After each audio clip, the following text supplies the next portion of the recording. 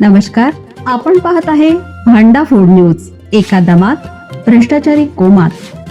Social media, कर्जबाजारी, गुन्हेगारी, सट्टेबाजी, चोरी, मटका, जुगार, दारू, सावकारशाही, न्यायाच्या प्रतीक्षेत प्रशासन.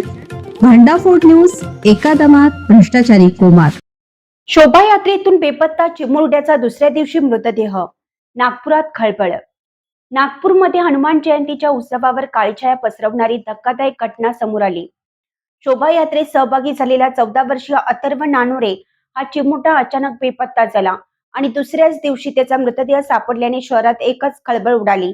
या प्रकरणामुळे नागरिकांमध्ये संतापाची लाट उसळली असून नेमकं काय घडलं याबाबत अनेक प्रश्न उपस्थित केले जात आहेत. हनुमान जयंती निमित्त नागपूरमधील चिटणीस चौकात भव्य शोभायात्रेचे आयोजन करण्यात आले होते. या उत्साहपूर्ण वातावरणात अथर्व नानोरे हा 14 वर्षीय मुलगा सहभागी झाला होता. मात्र गर्दीत तो अचानक बेपत्ता झाला. बराच वेळ ओढटल्यानंतरही अथर्व घरी परतला नाही. त्यामुळे कुटुंबियांनी त्याचा शोध सुरू केला. रात्री उशिरापर्यंत शोध घेऊनही काहीच माहिती मिळाली नाही.